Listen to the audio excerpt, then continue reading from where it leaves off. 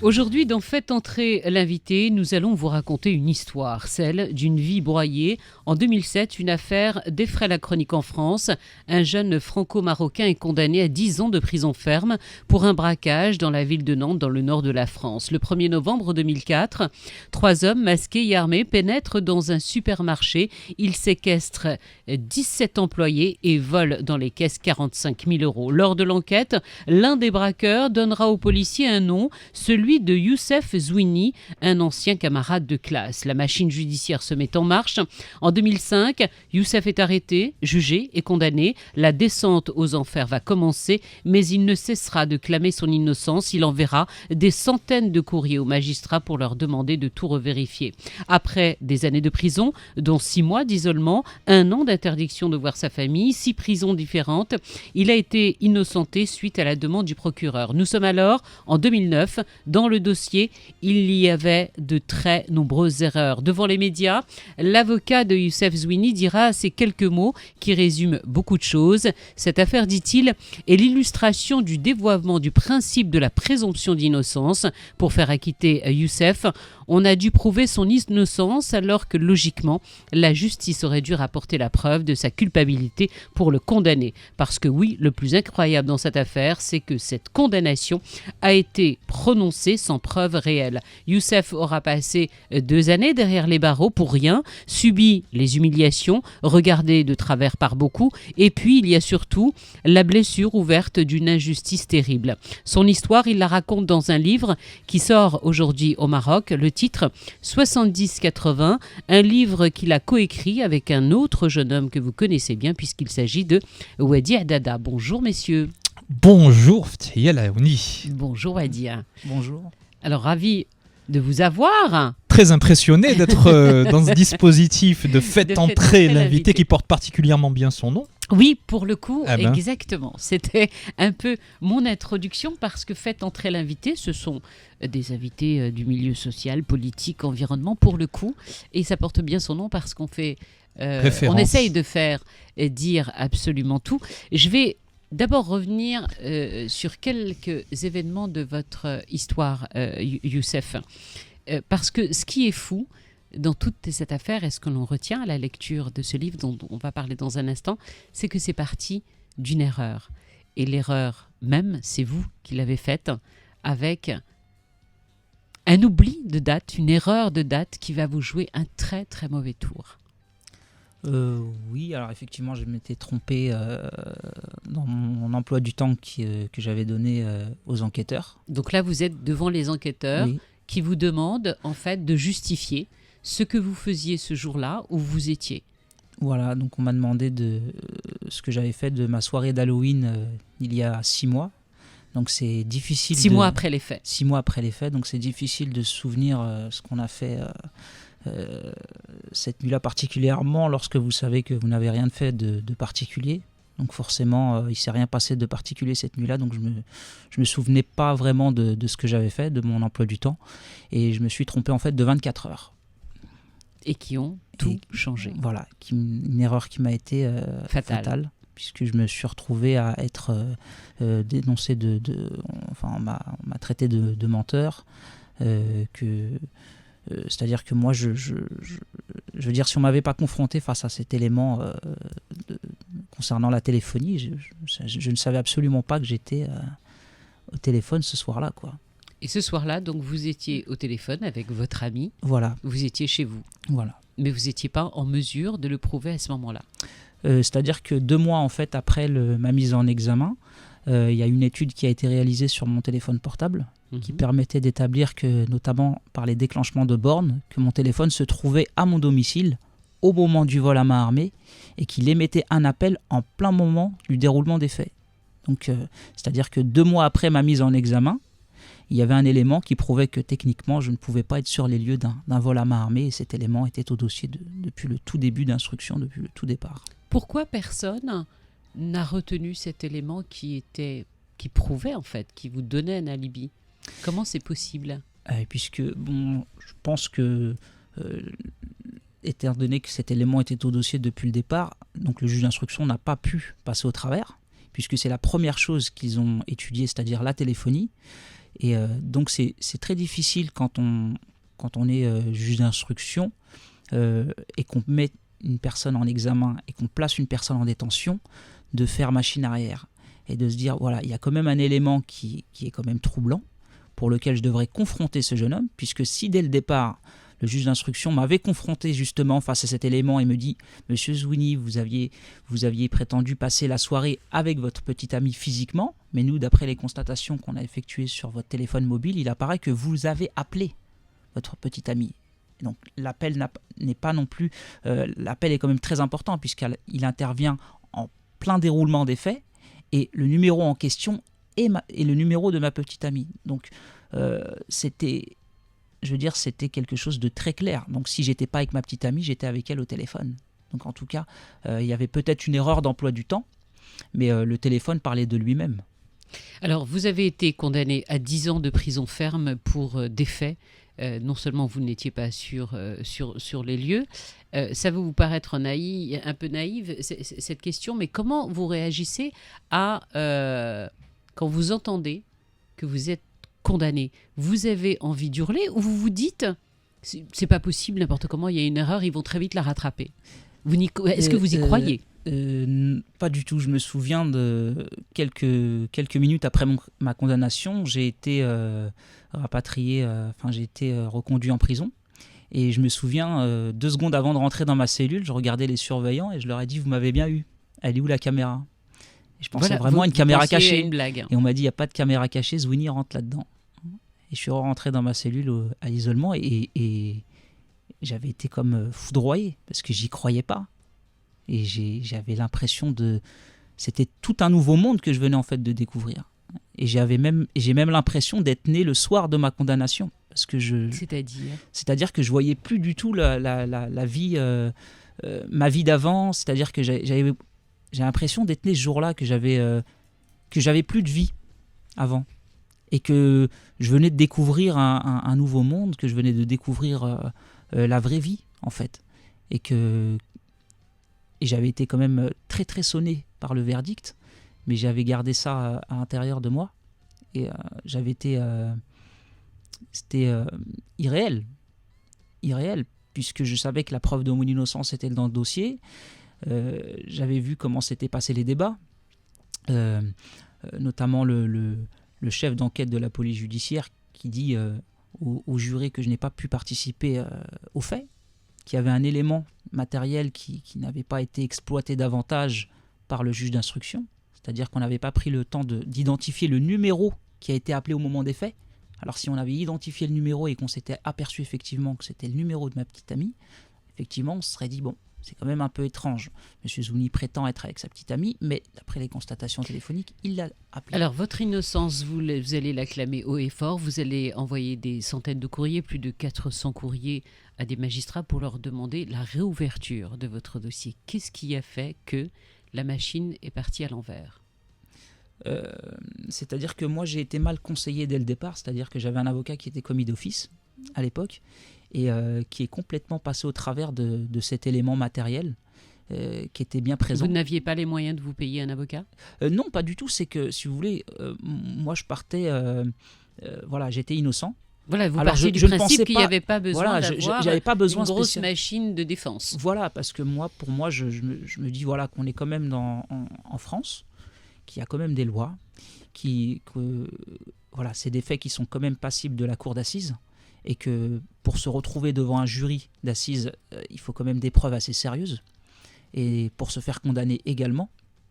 Et j'avais un avocat qui me disait que mon dossier ne tiendra jamais devant une cour d'assises, qu'il n'y avait aucun élément qui permettait d'établir clairement ma culpabilité. Et je n'ai pas imaginé, ne serait-ce qu'une seule seconde, me retrouver condamné devant les jurés, quoi. Alors, qu'est-ce qui se passe pour que votre dossier soit réouvert jusqu'à qu'on reconnaisse que vous n'étiez pas là, que vous soyez acquitté ? Alors, j'ai dû changer d'avocat. Donc, j'ai changé de stratégie de défense. Donc, j'ai sollicité un ténor du barreau nantais, qui est maître Yvan Tréberne, qui est venu me voir la toute première fois au quartier d'isolement.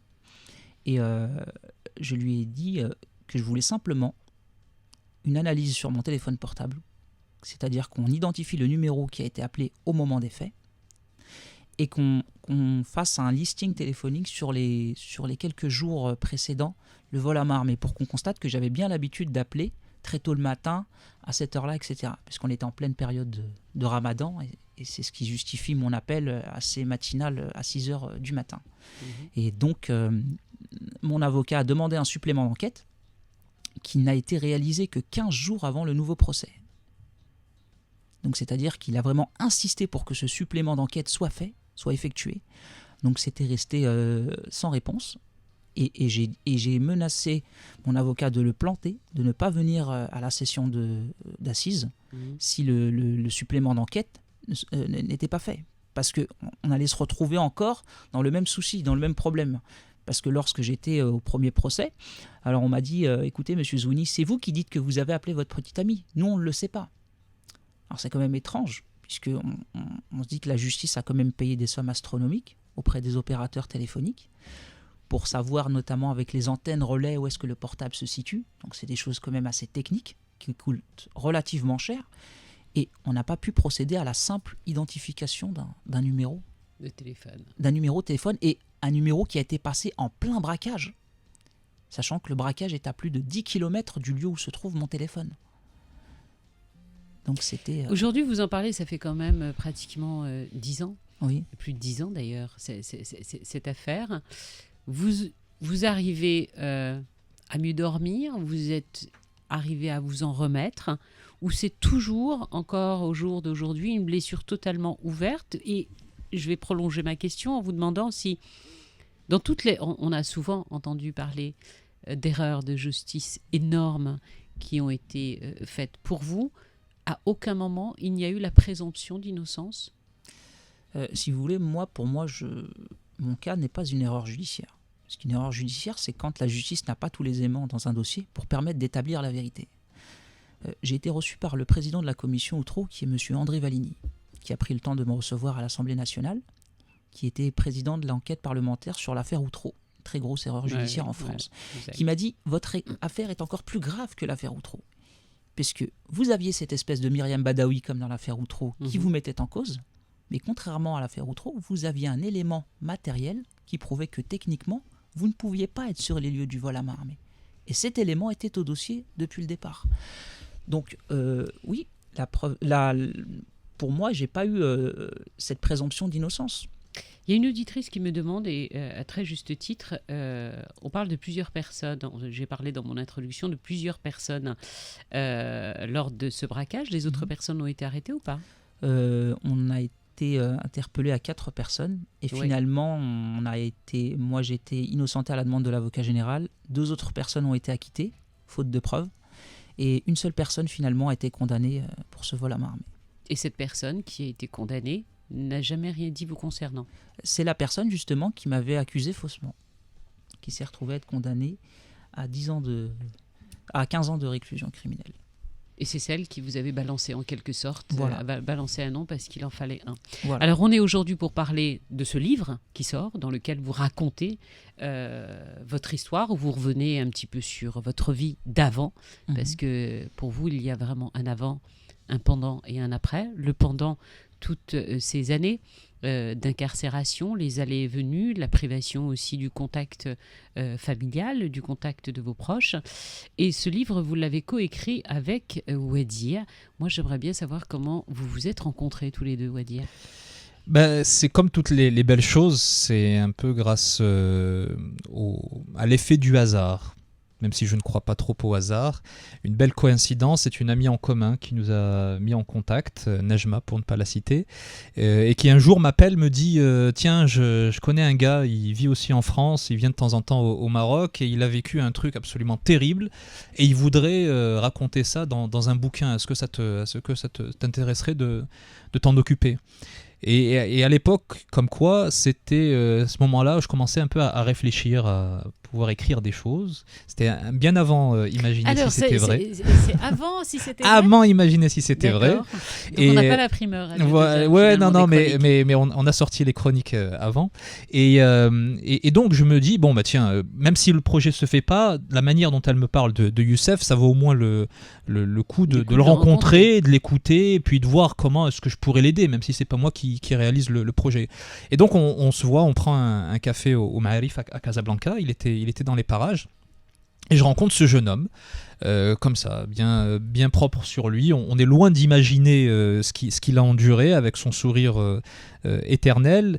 Et il commence à me raconter l'histoire comme il l'a fait un petit peu ici, en entrant un peu plus dans les détails. Et à chaque fois, je me dis non, mais c'est pas possible. Et puis il continue, et puis après, je me dis mais non, mais c'est pas possible.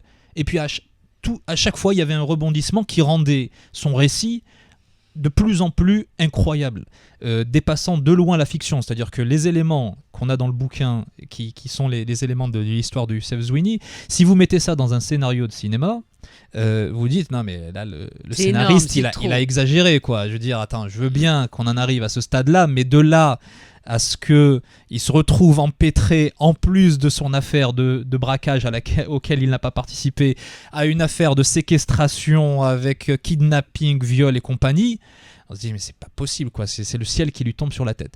Et quand il m'a parlé de son histoire, j'ai dit bon, là on tient quelque chose, c'est en tant que journaliste tout de suite ça nous parle, et on a décidé ensemble de mener à bien ce projet qu'on porte à bout de bras depuis 3 ans maintenant, je crois, c'est ça ? 3 ans. 3 ans que vous travaillez dessus. 3 ans qu'on travaille dessus, parce que lui était à Paris pour sa formation au cours Florent.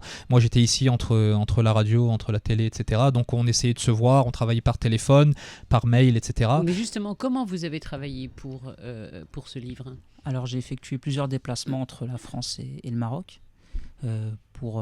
C'est-à-dire vous donniez toutes les données à Wadi et Wadi rédigeait. Comment vous vous êtes partagé le travail ? En fait, j'avais une base moi d'écriture que c'est-à-dire que j'avais remis sur papier. J'avais à peu près 90 pages où j'avais écrit toute mon histoire. Et donc Wadi a repris toute mon histoire en développant un peu plus.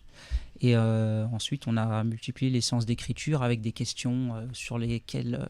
c'est-à-dire que dans mon récit, c'était vraiment un premier jet d'écriture pour moi. Et donc, Wadi, avec son côté journalistique, a pu justement développer et justement essayer de rentrer un peu plus dans les détails, essayer de me poser des questions sur peut-être des choses qui m'auraient peut-être échappé.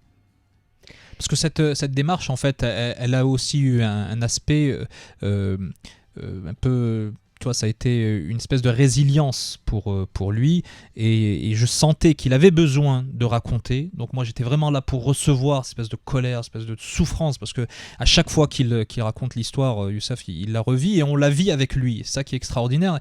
Et l'histoire, je la connais par cœur sur le bout des doigts. Je l'ai lue, relue, réécrite, écrite, et à chaque fois que je suis plongé dedans, j'ai la même claque en pleine figure qui me prend.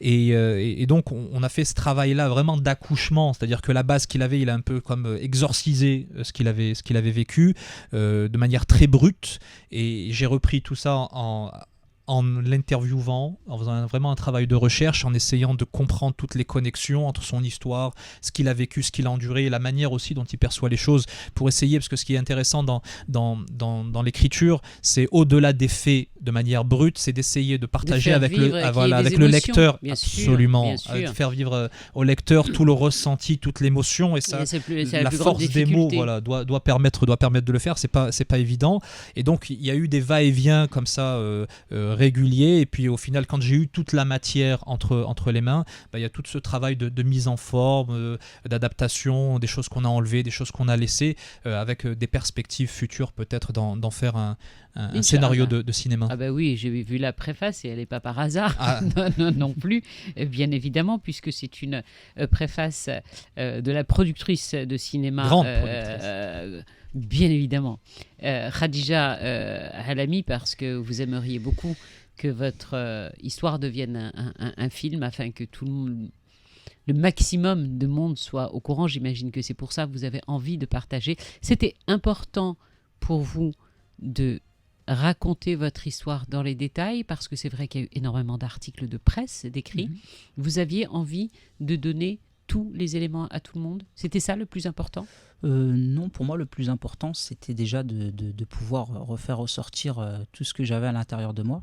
Donc, c'est-à-dire que pour moi, de sortir... Pour vous personnellement? Pour moi, personnellement, d'écrire un livre, c'était une véritable thérapie pour moi. De pouvoir justement crever l'abcès et de me dire, voilà, j'ai mis ça sur papier, je me sens vidé. Et de pouvoir le rejouer également, puisque quand même je projette d'en faire une adaptation au cinéma, et j'ai comme projet de rejouer mon propre rôle. Et d'ailleurs j'ai fait quelques... C'est pour ça que vous vous êtes inscrit au cours Florent? Non, alors... à la sortie de cette affaire, ou c'est un pur hasard? Au départ... Ouedir ne croit pas au hasard. Alors moi au départ... Je suis sûr que c'en est un énorme. Non, mais vous allez voir comment il découvre le théâtre. Alors moi, parce qu'il était complètement déconnecté de cet univers. Moi au départ, je suis pas du tout... j'étais pas du tout théâtre. C'était vraiment pas du tout mon D'ailleurs, domaine de dans votre prédilection. livre, excusez-moi de vous interrompre, d'ailleurs, Oui. dans votre livre, il y a un passage qui m'a marqué, mais tout au début du livre, où vous aviez un grand projet avec votre sœur, Oui. parce que vous êtes passionné de fringues, d'être styliste et de créer votre propre marque de prêt-à-porter. Et dans votre livre, vous dites que vous voyez, c'est presque, j'étais déjà en haut de l'affiche, je me voyais déjà en haut de l'affiche, parce que vous rêviez justement de faire des plateaux de télé, des plateaux de radio, mais pour parler en fait de votre marque qui bouleverserait un petit peu tout ça. Aujourd'hui, vous faites les plateaux de radio, vous êtes là aujourd'hui, vous allez faire de nombreuses télés, notamment quelques tournages qui ont déjà eu lieu en France et que les téléspectateurs pourront découvrir, mais sauf que jamais vous n'auriez imaginé que ce soit pour une affaire aussi terrible que celle-là. Alors c'était un accident en fait. Moi, lorsque j'étais en détention, je me suis inscrit en fait à un maximum d'activités. C'est-à-dire que j'avais du mal à rester dans ma cellule et je m'inscrivais au sport, je m'inscrivais à un maximum d'activités et je me suis inscrit à l'atelier théâtre, non pas pour faire du théâtre, mais ne serait-ce que juste pour un peu sortir de ma cellule et voilà. Et donc au final je suis parti à l'atelier théâtre pour me retrouver avec mes co-détenus, parce qu'on fait la causette pendant les activités.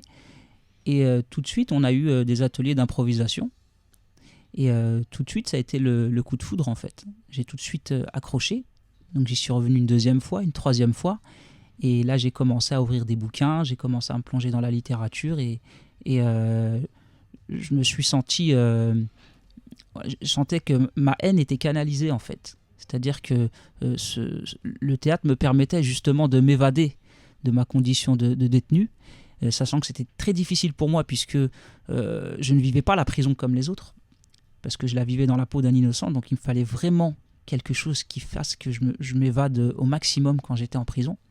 Et justement, le théâtre m'a permis justement de pouvoir m'évader et de pouvoir me plonger dans des personnages où je m'oubliais moi-même. Devenir en fait. Quelqu'un d'autre? Vous aviez envie de devenir quelqu'un d'autre? Non, pas devenir quelqu'un d'autre, mais m'évader. J'étais surtout à la recherche de l'évasion. Et ensuite, vous vous inscrivez au cours Florent? Et donc, la première fois que j'ai entendu parler du cours Florent, c'était par mon co-détenu au quartier d'isolement, qui était lui-même avocat. Donc c'était un avocat qui était détenu juste à côté de ma cellule et qui m'a parlé du cours Florent, qui m'a dit: tu verras, quand tu sortiras d'ici, il faut absolument que tu intègres le cours Florent. Donc j'en ai rêvé du plus profond de ma cellule, au fond du quartier d'isolement, au moment où j'avais été condamné même à 10 ans. Donc c'est-à-dire que... Ça vous aviez en face de vous un objectif, vous étiez fixé. Voilà, et en fait plus je m'enfonçais et plus je rêvais en fait. Ouedir, oui. Le titre de ce livre, 70-80. Alors, 70-80, le titre est en train de nous échapper. Juste une chose, il dit qu'il a découvert les cours Florent par l'intermédiaire d'un avocat, donc qui était aussi à l'isolement. Et ce qu'il n'a pas dit, c'est que son autre voisin de cellule, donc à sa gauche, il y avait l'avocat, et à sa droite, il y avait un flic. Ah bon? Oui, qui avait tué accidentellement son collègue à une partie de roulette russe un soir au commissariat de police de Nantes.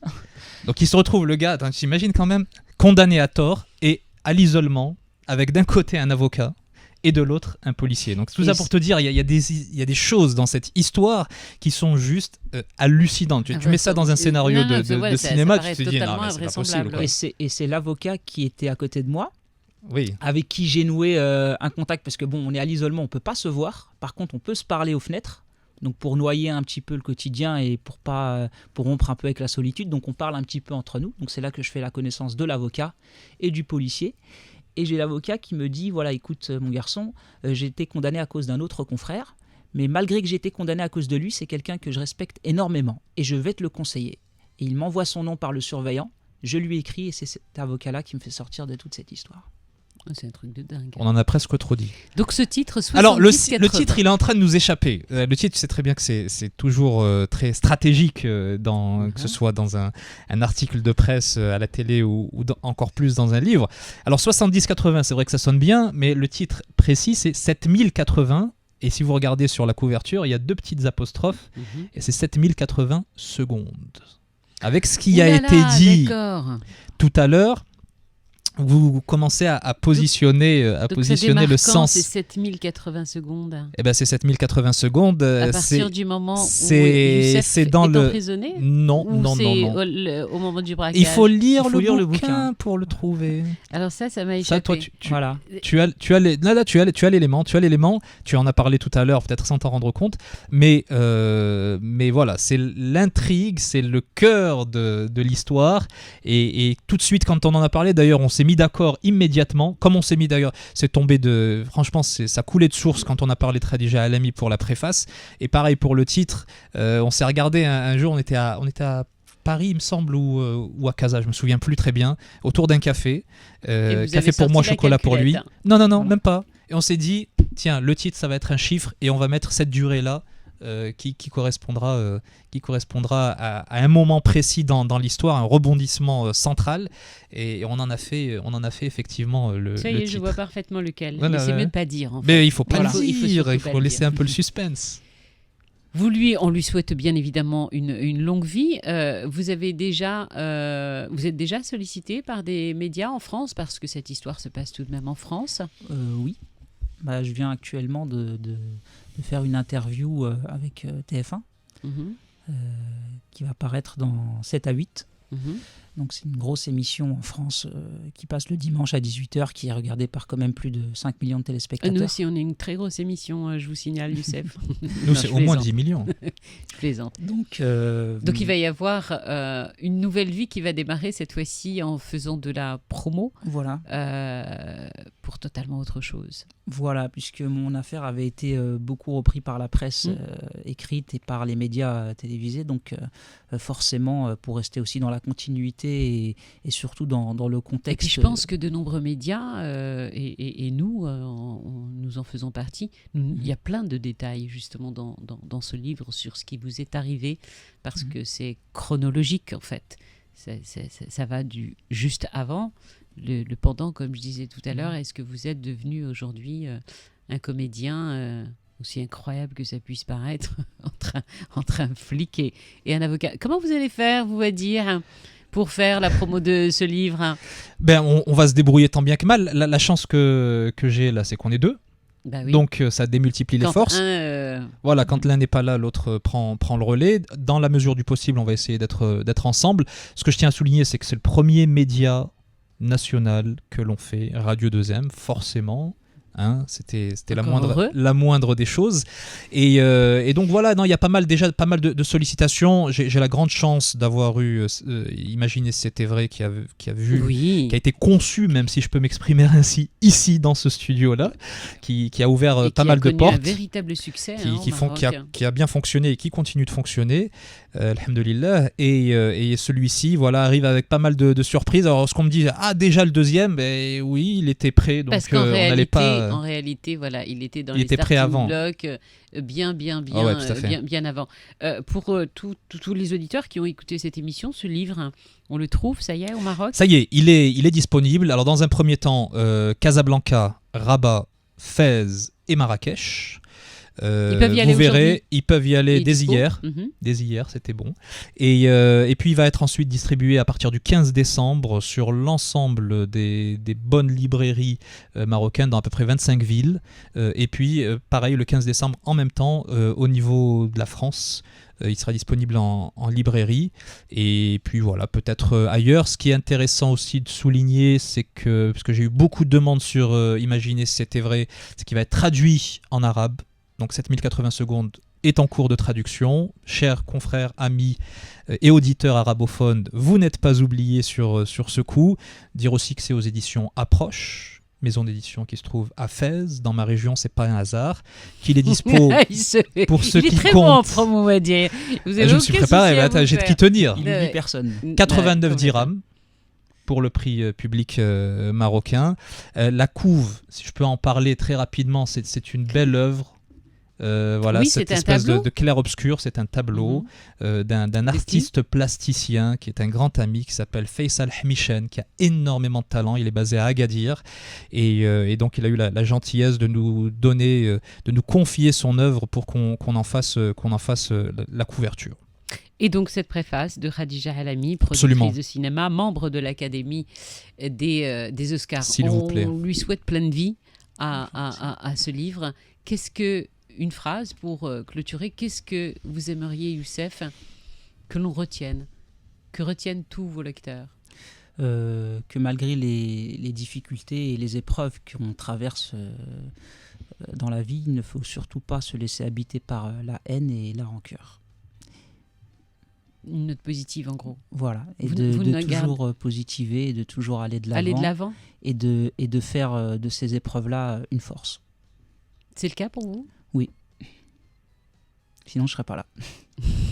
Merci beaucoup.